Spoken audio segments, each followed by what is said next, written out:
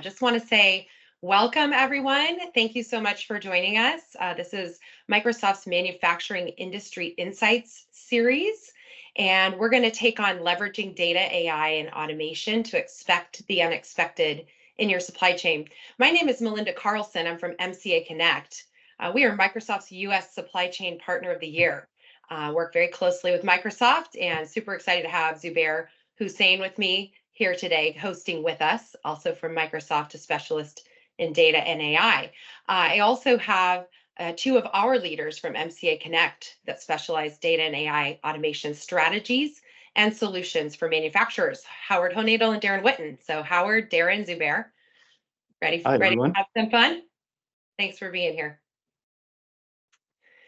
So by way of agenda, we'll take you back just kind of to level set on this mission of the frictionless supply chain, some of the things that have been holding manufacturers back on that mission over time, and the new potential that's in front of us, given the recent leapfrog advancements in technology and AI that we've seen.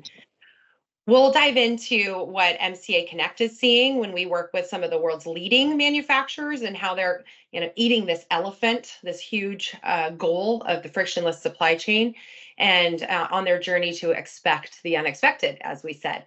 But then we'll bring that all down to earth and discuss how every manufacturer, regardless of size and budget, can take advantage of data, AI, and automation right now with some of the tools and best practices and kind of accelerators available in the market. And then I'm so excited to hear from Zubair with Microsoft's perspective on what they're seeing in the market and where they're seeing manufacturers kind of prioritize use cases and some of the solutions that Microsoft's investing in for manufacturers. So we'll leave you today with some practical next steps that you can take on your journey as well. So with that, I want to turn to you, Howard, first. I know you and your teams have worked with manufacturers all around the world for a couple of decades or more. Just curious if you could kind of level set on how you define a frictionless supply chain and what that would mean. Sure. Thank you, Melinda, and hello to everybody. So a frictionless supply chain really integrates three things. It integrates data-based insights and decisions with streamlined processes and automation. And those three things really are to drive flexibility, which we call resiliency today in today's buzzword, cost savings and competitive advantages for manufacturers. When we talk about friction, really the number one cause of friction is manual processes. And so a lot of AI and automation is used in a frictionless supply chain to eliminate that. One of the ways that you can look at how much friction you have in your supply chain is if you've defined a perfect order index, which is made up of a number of KPIs, usually on time and in full and documentation and et cetera. You can look at the number of orders that actually fit that perfect order. And if you have 100%, you don't have a lot of friction in your supply chain. But most of our clients don't have 100% perfect orders. And so that's a real quick way that you can look at your own functioning and try to determine how much friction do I really have and what will it take me kind of get to the next level. Yeah, Howard, I didn't see anybody drop off the call because they already have 100% perfect orders. So I think we're on the right topic.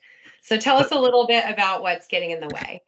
Yeah, a lot is getting in the way. Overall, I would say, increase in complexity. It used to be in lean, it was all about high volume and minimal variability. Now it's high volume, high variability. There's 23 flavors of Oreos. You can design your own sneaker with your own signature, and the manufacturing plant has to produce that. So there's a lot of things that have made things a lot more complex and added friction in today's environment. Disruptions, resource challenges, that's probably the number one that we're seeing, and that's an increase that is not going to go away. Manual processes are kind of related to that. That's the big piece of our friction, and using kind of Excel and maybe off system type of solutions. Damages, order spikes, last minute rush orders, those are more and more common, especially when you add complexity. And so you have to actually plan for those things. Acquisitions, we know since the 80s, acquisitions have been continuing and increasing. So that's led to a lot of siloed business processes. And of course, the old one, inaccurate forecast. That's probably the one that's going to be with us forever. We never know how much we need to produce, and getting that forecast accurate can really help us with our production planning. You mean expect the unexpected? Expect the unexpected, realize complexity is not going away, and change is here to stay. Yeah, I just wanted to pause a moment on the comment you made around manual processes, spreadsheet-driven processes, human intervention, kind of impacting the value chain and lead times. I think I saw a stat recently about 800,000 jobs currently open in manufacturing, 2.1 million by the year 2030. Is that something that you're seeing when working with clients? Yep. And, like I said, the resource challenge is number one. And if you think about manual processes that exist, the two go hand in hand. So automation is really, and technology is the only thing that's going to get us out of that. It's just Right. going to get worse and worse. Manufacturers are now building, a large number of companies are building huge facilities in the United States. That's going to put more demand on resources. So Right. Can't scale it. Can't scale that that's much. right. So then how are these challenges impacting core metrics for manufacturers? Yeah, I mean, a friction in your supply chain is going to affect all of your KPIs one way or the other. But we can kind of group into three areas. One area that we'd want to look at is your overall order cycle time, and that's about how efficient you are actually producing and getting orders out the door. Um, that's going to affect a lot in terms of looking for bottlenecks and making sure that your processes are efficient. Secondly, you're going to want to look at inventory. So your inventory turns. We want to have the inventory be just right so that we can build the products that we need to based on demand. We don't want to have stockouts, and we don't want to carry too much inventory. That was a symptom we saw after COVID because people had such huge stockouts. They started to build up their inventory, and then you get into a mess with depreciation and not having space for new products and fast movers. And then third, you want to look at kind of the overall on-time delivery, customer satisfaction, and that's going to tell you, are you on time and full? Do you have the right level of quality for your users, overall? And so those kind of three areas, there's a lot of metrics that fit into those three areas, but those three areas will really help you take, the next level down in terms of where are the problems, the biggest problems that I can get the most benefit from fixing. Thanks, Howard. Just to alert everyone, I'm sure you probably saw it pop up on your screen. There's a poll open now if you want to weigh in on what some of the top of mind metrics are for your organization. Just so you know, this is an anonymous poll. I think it'd just be great for the community on the call here today to kind of realize we're not alone in some of these things and also get a sense of where the focus is right now. So as everyone's kind of weighing in on the metrics, Howard, can you share with us a little bit about how manufacturing has increased in complexity, and how some of the world's leading manufacturers are tackling that challenge? Yeah, as businesses grow, and especially if they're in an acquisition mode, what's going to happen is they're going to acquire facilities, and some of those facilities are going to be in other countries throughout the world, and they're going to have their own systems and their own processes. And at a detailed level, they probably have a lot of, somewhere between 10 and 30 manual processes is typically what we see in a facility. And a lot of that stuff is tracked on spreadsheets. So Yeah. when you start growing and you see what happens, you end up with spreadsheets and spreadsheets. And putting all that information into AI isn't going to really help you. So one of the things that you want to do is understand, where are we headed with AI? What kind of flexibility do we want? Do we want to be able to produce every product in every facility and choose the best facility based on, what's going on in the world? Maybe politics, maybe a country shut down, maybe COVID happens and, a country can't ship anymore. Can you quickly move all those orders and that demand to another facility? Well, if this is the structure that you've grown up under, that's going to be pretty difficult. So one of the things you want to really think about is standardization. And when we talk about how you approach this frictionless supply chain, you really want to understand, at the beginning, you want to understand what's the end state. And if I want to be able to do the kinds of things we talked about with that flexibility, well, then I need to standardize these functions. I need to have 1, 2, 3 lines that can run all the products through our facility. And then those facilities, I want to be all standardized and be the same throughout the world. And that way the job functionalities are the same. I can quickly move to different facilities to produce the same products, as well as optimizing, what's ideal in terms of getting product to an end customer based on where they are. So there's a number of things that you want to do that, and you take it one step at a time. So you look at one facility and how to optimize it with that end goal in mind, and then you pilot that and you incrementally improve that until you get it to that state where you can roll it out to the rest of the facilities. And there's a number of tools that we've created to help with that. Fixed interval scheduling is a tool that allows us to break down a daily's production into hourly runs. And so again, when you're talking about increasing the flexibility, being able to say, give me the most important orders for the next 2 hours can make a huge difference in the way your manufacturing facility runs and can handle those rush orders and substitutions and everything along the way.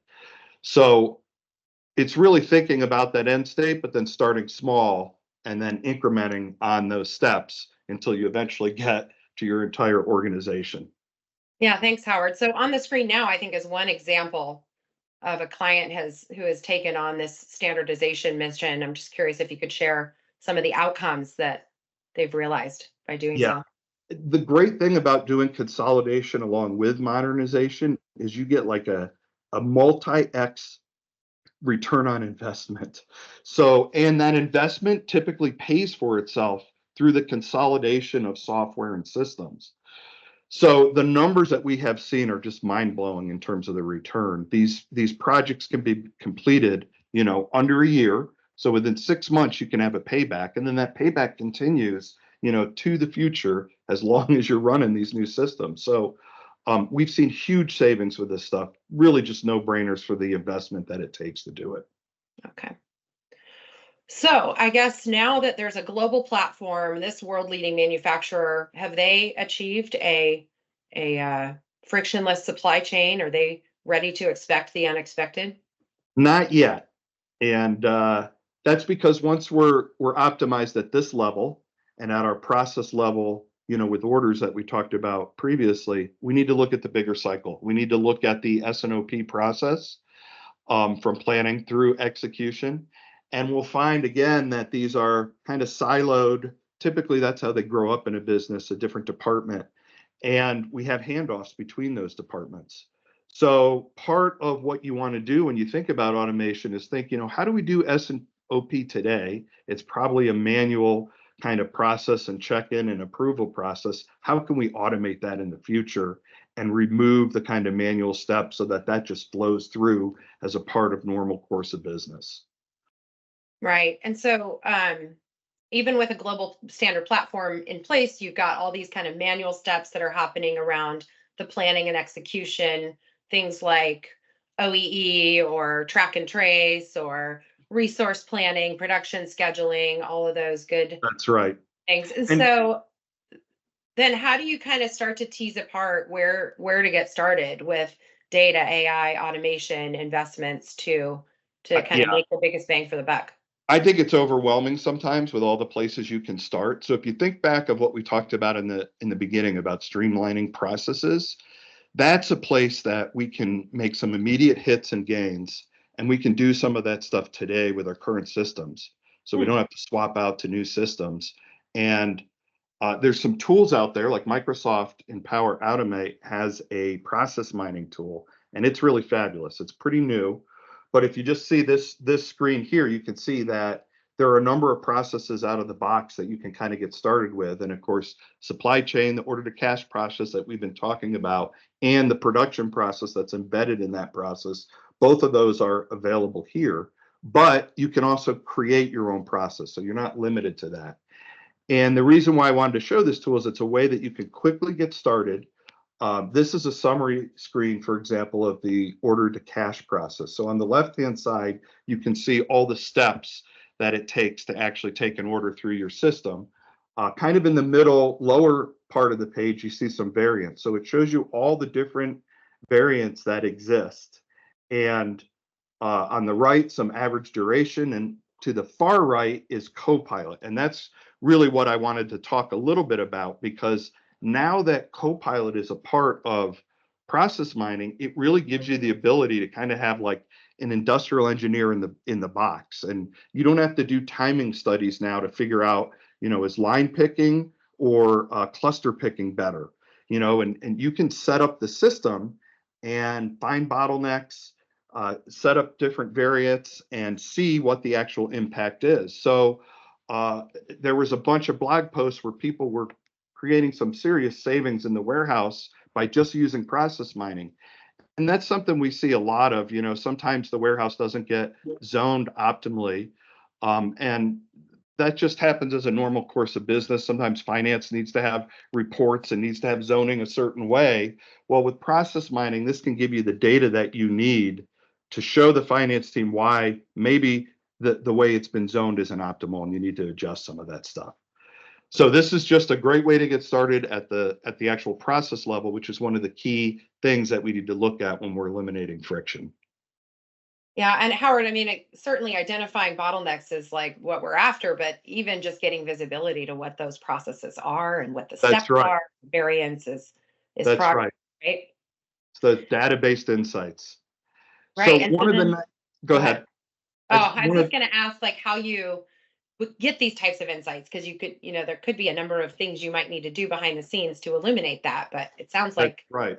kind of wizard So driven. So it is no. This tool is really awesome. It's really easy to use. It has some plugins, for some of the ERPs out there already, but it also has some pure kind of database plugs in it. It even takes text and CSV files. So it's real easy to get data into the system. There's also something called task mining, which allows you to act if you don't have a process set up and you don't have the data, it allows you to step through those tasks to come up with your process. So it's a way that you can quickly make some changes in your organization without changing your systems to make some improvements and starting on that frictionless supply chain in terms of the process optimization overall. So it's a quick, easy way to get started. We've seen great returns from people using this tool, and it doesn't require a huge implementation to do it. thanks, Howard. Just to alert everyone, there's another poll open now if you want to weigh in on what some of the manual processes that are top of mind in your organization. Again, responses are anonymous, just kind of for the group to have a little camaraderie over some of these manual processes that have been around for a long time. So while everybody's responding there, Howard, can you talk to us about the world-class manufacturer? How are they starting to eat the elephant around automation and AI for these manual processes?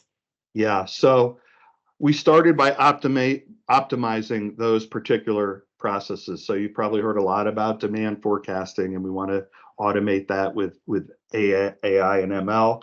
Production planning processing. We talked a little bit about how to schedule by plants by hour so that they're quick.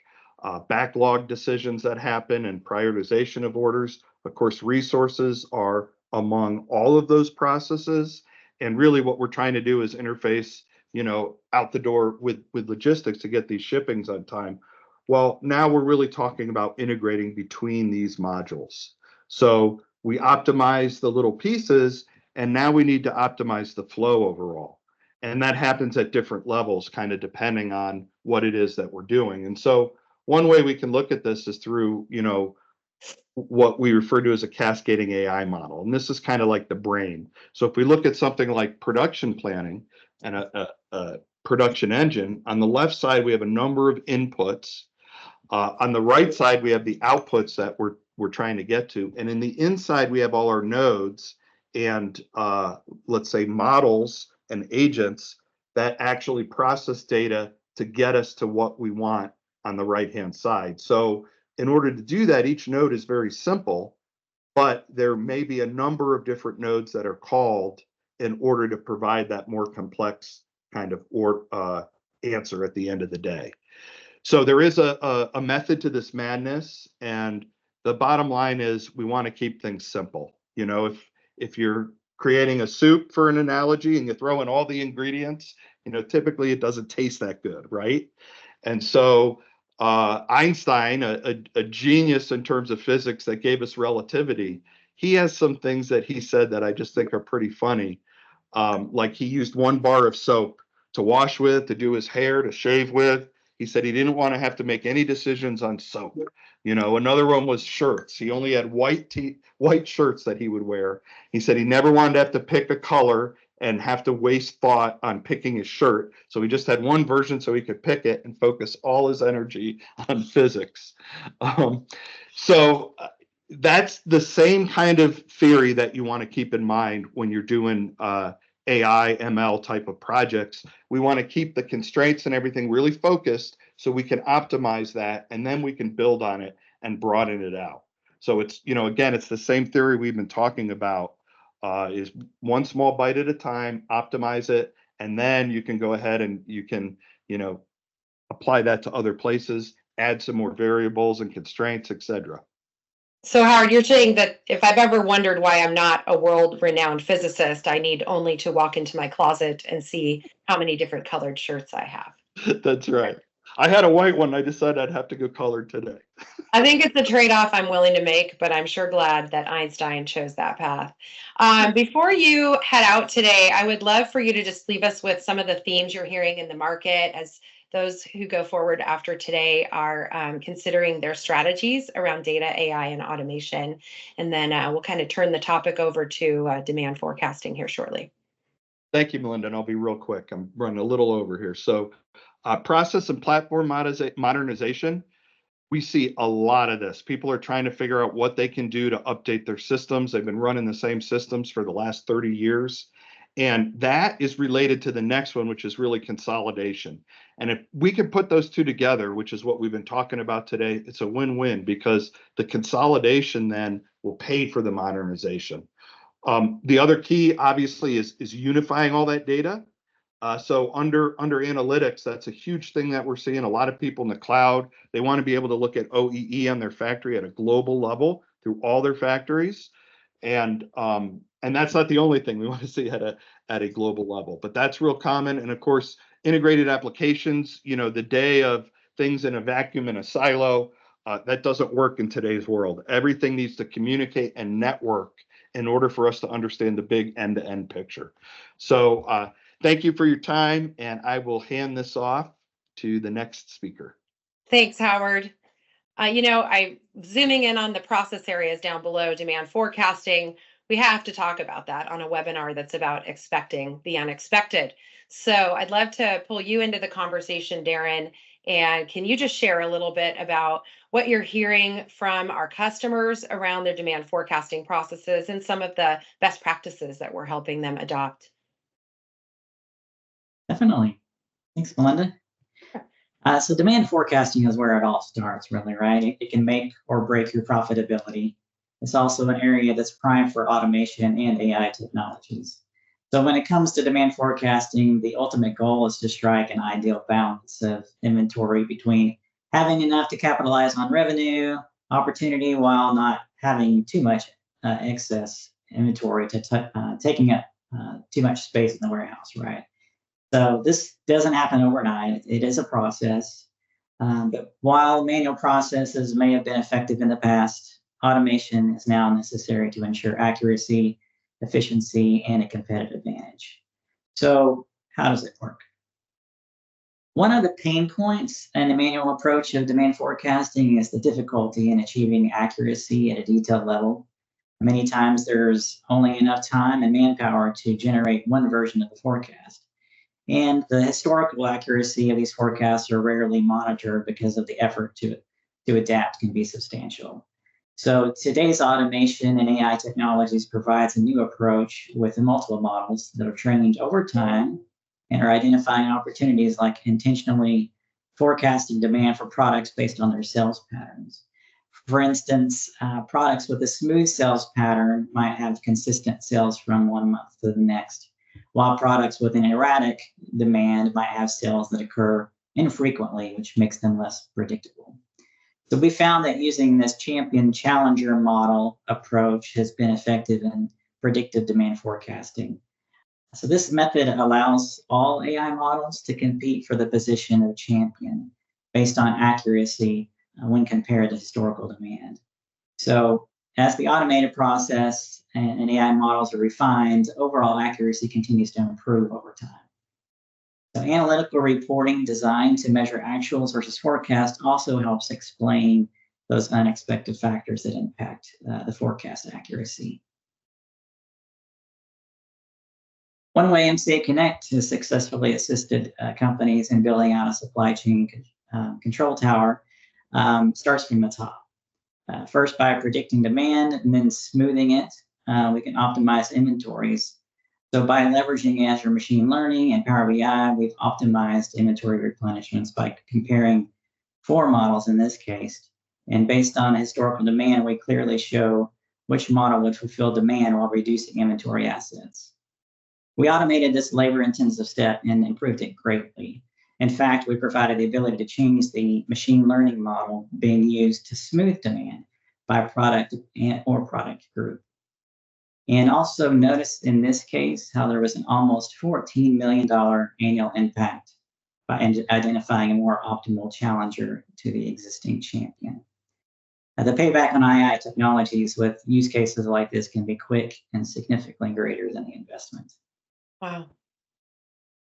Staggering. Darren, thank you so much for taking us through that. So I know you've mentioned that we've kind of been building out capabilities for manufacturers at large to take advantage of these learnings with some of the largest global manufacturers and how they're tackling champion and challenger models and demand prediction, as well as all kinds of other kind of core manufacturing functions. Can you share a little bit more about how every manufacturer can start to take advantage of these advancements? Sure. We've incorporated AI into our own Azure data solution by developing and refining a predictive demand forecast that's integrated with Power BI. Data science best practices are built in with the ability to monitor model performance, among other things. And this sample screenshot of a Power BI report we show here, the root mean square, which is the commonly used metric in data science and regression analysis. It just provides an insight into the prediction accuracy. So as we look at some of the other Power BI reports that help display those models that are being processed in the back end, we see more of those sales patterns and the analysis behind that and how they apply to the data over time. And then with any type of automated demand forecast, right, there's a process to be able to integrate that within your ERP system, and we've done that as well. But one of the most important things is measuring the success of that demand forecasting using tools like Power BI. They're necessary in order to make the adjustments needed for continuous improvement. There are a lot of times can be unknowns that come up, and so there's root cause analysis that needs to be conducted across your data in order to identify anything that may have caused issues with your ability to track actuals to forecast. But the solution we developed here at MCA Connect is called Inspire Platform. It's a modern manufacturing-specific solution built on cloud-based Microsoft Azure technology, providing analytics to help drive smart decisions with continuous improvement and customization at an annual subscription that's less than the cost of one developer. This solution is centered around a single source of truth common data model for manufacturing. Our clients are finding that the content, self-service capabilities, and the ability to customize while staying current with semi-annual upgrades are empowering them to focus more time and effort on running their businesses. And along the bottom of this screen, you see a variety of the content that's available as we continuously improve the solution. So Inspire Platform lays the foundation to enable AI capabilities, among other things.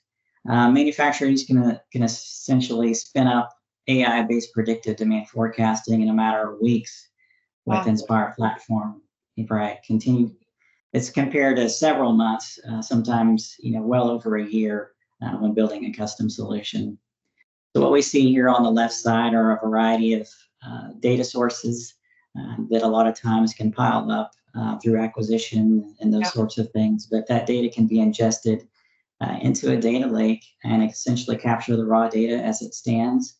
And then we leverage the medallion architecture to take that data from this raw form in bronze and then doing data cleansing, bring it into a silver layer, and then again into a gold layer, which is more so applies some of the measures that are needed for analysis. And that industry data model curated for real-time insights is huge.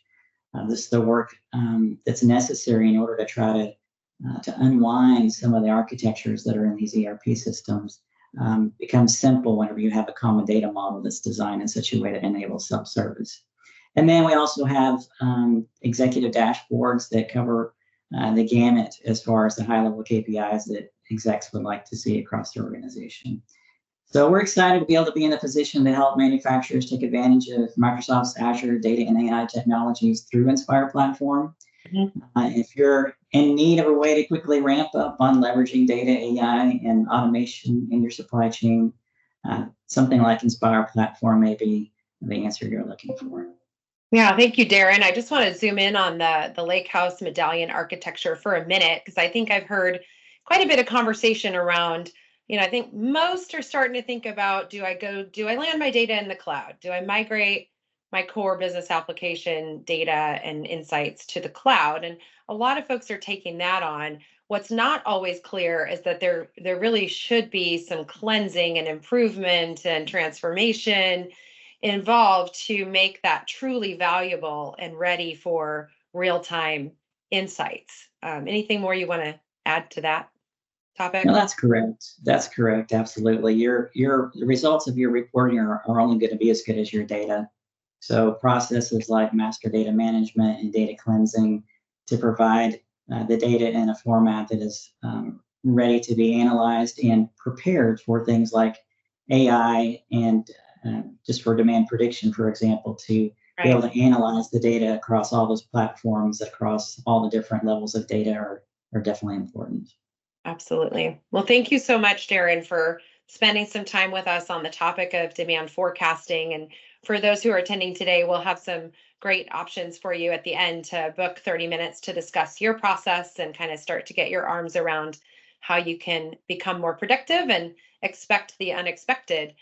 Just wanted to take a moment and share a few of the real outcomes that we've seen manufacturers realize by making investments to reduce friction in their supply chain. I know Howard shared a few at the very beginning around like cutting inventory in half, being able to do multiple turns in a day to fulfill orders in any facility around the world, depending on what's most advantageous.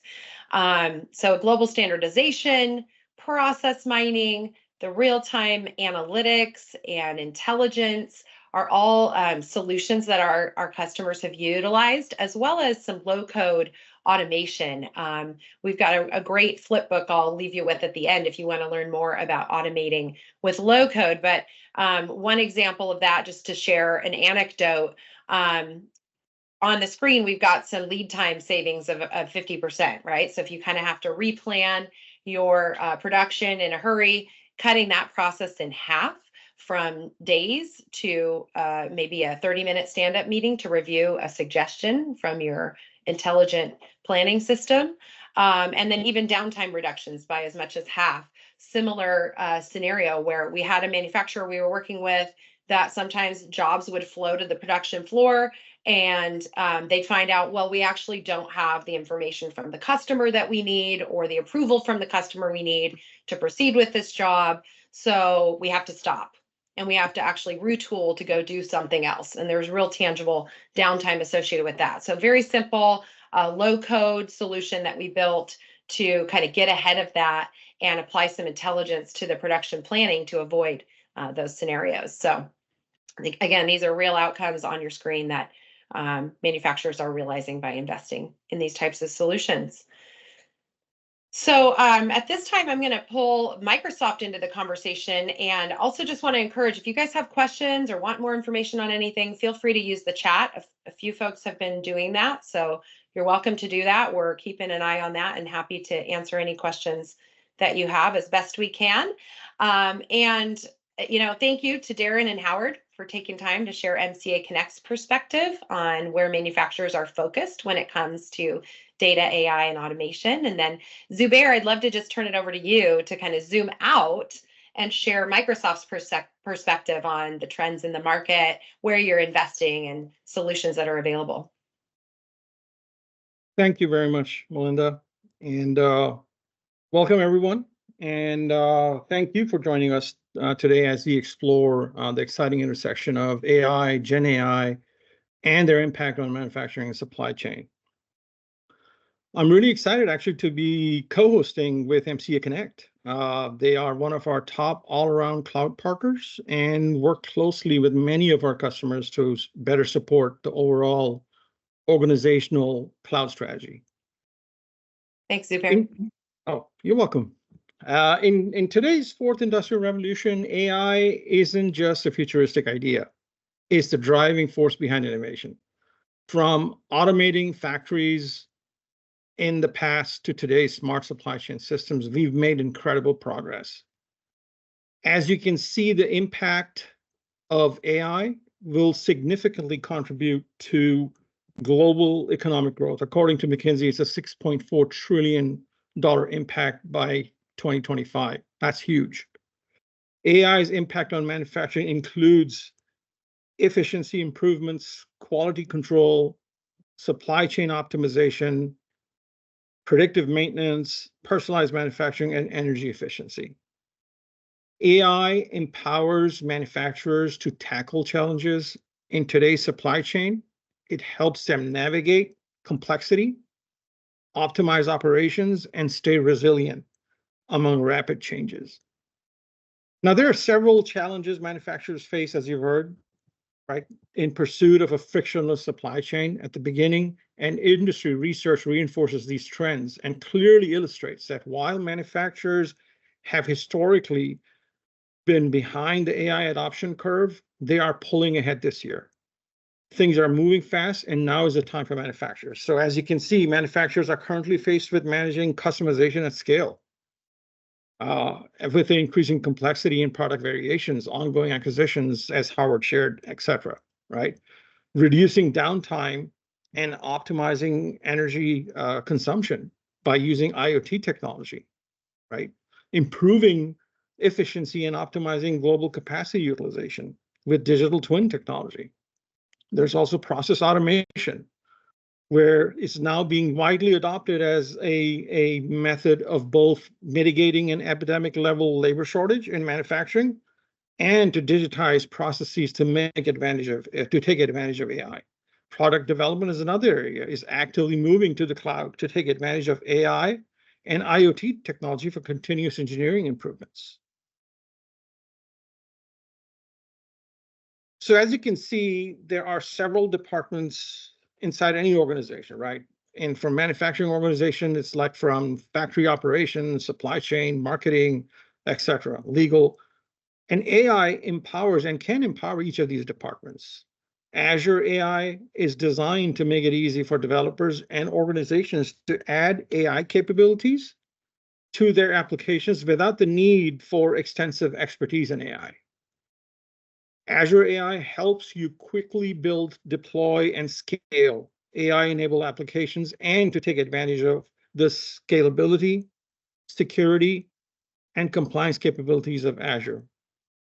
Now let's pick up, let's double click on the factory operations, right? The two most common ones that we see are predictable demand forecasting and your production and labor plans creation. So Azure AI helps manufacturers predict demand accurately in their production processes. It uses historical data and real-time information to optimize operations, manage inventory, and adapt swiftly to changes. By leveraging AI-driven insights, manufacturers can stay agile and responsive in a dynamic manufacturing landscape. Now, on the production and labor plans creation side, Azure AI plays a critical role in production and labor planning. It collects and analyzes data from machine sensors, processes, and supply chains, providing real-time insights to optimize production schedules and resource allocation.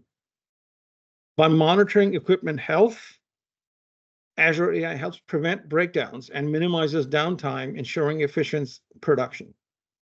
Additionally, AI algorithms also predict workforce requirements, helping manufacturers allocate labor effectively and address shortages. Now, we've just covered a few operation-specific use cases today. As you can see, there are many more. And this brings us to our Factory AI Assistant.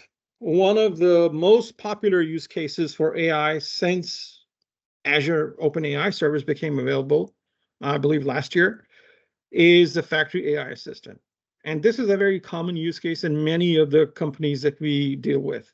This is custom AI that can answer questions and provide suggestions to users through a conversational interface. It is trained on a wealth of data, both specific to an organization and that which is publicly available, like your machine manuals and troubleshooting guides. These AI assistants are being used to address a number of factory use cases like equipment maintenance, worker skilling, accelerated PLC coding. To give you an example, one of our clients is working with one of our partners and deployed their own AI assistant that made it easier for workers who aren't data experts to interact with data and make more informed decisions. After deployment, the customer has reported that workers are onboarding to their data platform 50% faster and are using it 25% more. What a great story. That's a slide. So when it comes to Copilot, you can see that we have made a lot of investments. There's a Copilot that's infused inside of pretty much all of Microsoft products and consumption services. A Copilot for every Microsoft Cloud experience. I mean, investments in Copilot spans across our ecosystem, ensuring that AI-driven features are not only powerful, but also aligned with privacy, security, and compliance standards. By embracing built-in AI in the tools you're already using, you can radically accelerate developer and employee productivity, creativity, efficiency, and innovation across your entire business. Now, just to go briefly over what we have over here is, our first Copilot solution was the GitHub Copilot. Since it became generally available, we've been bringing this AI assistant technology to every Microsoft Cloud experience. We're empowering knowledge workers in Microsoft 365 Copilot with apps employees use every day. We're transforming business process with Copilots designed for core business functions like sales, service, and more. We're also enabling anyone to create low-code, no-code solutions with Copilot for Power Platform. And we're helping organizations defend at machine speed with Microsoft Security Copilot. And by the way, Security Copilot will be generally available next month. Wow. So we're seeing a lot of motions for this Copilot. Now, these are just a few Copilot solutions we're bringing to the market across the cloud. Now let's take a closer look at all these different experiences, AI power experiences. Now you've seen, have heard of ChatGPT. Everybody has by now, right? We've just talked about the Copilot for Dynamics, Power Apps, and so our generative AI efforts are deeply integrated across the product ecosystem, enhancing productivity, personalization, and decision-making for users and businesses alike. On the application stack, you can utilize ChatGPT and Copilot for various applications to enhance productivity and decision-making. The Azure OpenAI models that you see over here, Codex, GPT-4, DALL-E, there's others as well, different versions. So the Azure OpenAI models empower manufacturers with intelligent interconnected systems.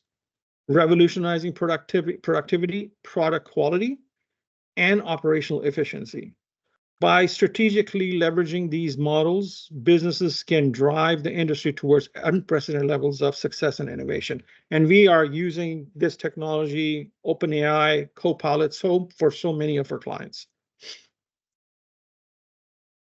And then, as you can see, there are many Copilot product examples infused within the Microsoft ecosystem. Copilots play a pivotal role in a manufacturing organization. These intelligent assistants can help streamline operations, enhance decision-making, and optimize critical processes. By leveraging Copilots, your company achieves increased productivity and maintains a competitive edge across sales, finance, and supply chain functions. This impact is truly transformative, allowing you to navigate complex challenges and agility and precision. With that, I will hand it off back to Melinda. Thank you so much, Zubair. It's so great to see the investments Microsoft is making across the board, across the entire cloud portfolio. I mean, I've heard some of your leaders talk about staying in the flow of work, and that's always kind of resonated with me. Just think about all those moments where you need to switch applications to go assign a resource to do something, or do the billing associated with a service call, or check in on a customer engagement status. And those scenarios of just like switching applications to complete a task, that's going to be from the days of old, thanks to Copilot. So excited. Yeah, and if customers have their Azure tenant, if they have Azure OpenAI, we have actually an Azure Playground that they can go in, upload their documents, and start Q&A with those documents. So it's a really quick and easy way to figure out, yes, this is going to work for us, because it is awesome. People are using it all the time. That is amazing. I know. I actually used it the other day. I had a big, long document that I needed to review and provide feedback on, and it was full of stories about customers. And so I just asked Copilot, lucky enough that I get to use it. And I said, Copilot, can you create me a table of all the customer stories by section in this document? And it did that. And it figured out that it needed to categorize some of the content as a challenge, a solution, and a result. So it was very well organized. It probably saved me a couple of hours at least just for that one moment. Yes. But I do know my boss is on the call, so she's probably going to expect me to do 2 more hours worth of something cooler, which I'll take it, right? Let's do cool things. All right. Well, thank you so much, Zubair. It's been so much fun having you here with us. So we're almost there, everybody. Thank you for sticking with us. I did want to just drop in the chat a couple of resources that I mentioned earlier around some visual examples of low-code solutions for manufacturers, as well as if you're interested in booking time with an expert on our team. We're doing that for 30 minutes complimentary, or an hour demo of Inspire Platform if that's of interest to you. So feel free to use that link if you'd like to set up time and talk about your specific needs, processes, source systems, pain points, start to get your arms around, do we lift and shift our data to the cloud? Do we need to do some cleansing in between? How do we optimize it for the best insights that are going to impact our business very tangibly? Let's cut downtime in half. Let's cut inventory down by at least a third, and still meet our customers' expectations of us. So I alluded to this. These are kind of some of the ways that you can engage with MCA Connect going forward from the call today. We've got kind of different ways to engage or levels of commitment depending on what you're ready for. So you've got the link in the chat for a quick conversation with an expert that can help you kind of get your arms around where the biggest rocks are and the biggest opportunity to show a tangible impact to the business. And then we also have a couple different engagements we can do. We got a week-long fast track engagement where you can do a high-level prioritization of scenarios or go deep on one particular use case, like forecasting as an example, just to kind of create a high-level plan of how to take that next step and achieve, that expecting the unexpected. And then we also have a longer data value assessment where we can go into your organization and help you uncover some of the data that you have that's highly valuable to you, that actually could help you expect the unexpected, that could actually help you serve your customers better, and surface that and tap into that. So those are the 3 ways you can engage with us, and we are really looking forward to going deeper in those conversations. And then I did want to just leave you all with some of our latest resources. I dropped a link in the chat to the Low Code Flipbook, which is visual interactive examples of how we're helping manufacturers automate some of these manual processes. And it's just so interesting how like the data foundation that Darren talked about and Zubair talked about, it goes hand in hand with automation and low code. It's kind of one and the same conversation because those low code solutions are keying off of that central intelligent data platform. And they're also feeding valuable process information to that platform that may not be captured today, may be locked away in spreadsheets or email-based processes or things like that. So definitely encourage you to check out that Low Code Flipbook, and a number of other resources on the screen here, just depending on where your interests lie, to go deeper on the topic of Gen AI use cases in manufacturing. If you happen to have SAP in your environment, we did a specific webcast on that with regard to the era of AI for our customers that have perhaps SAP at the core and Dynamics outside of that running the factories. And then there's some more information on our fixed interval scheduling, which was the IP that Howard spoke to, that allows manufacturers to rapid cycle production plan and do the trade-off of order priority, inventory availability and substitutions, capacity, et cetera. Some of those age-old AI questions. So I think that's where we'll leave it today. But again, did want to thank you for spending time with us. There is a poll open now. If you would please just weigh in if there are specific topics that you'd like to go deeper on. We've introduced a lot today, so this will be a good way for us to understand what we should do next to help kind of further your journey toward expecting the unexpected and having that frictionless supply chain. So please do take the opportunity to book 30 minutes with our team, talk more specifically about your organization. And thank you so much to Howard, Darren, and Zubair also for being with me today. And again, thank you to our audience. That'll close today's event.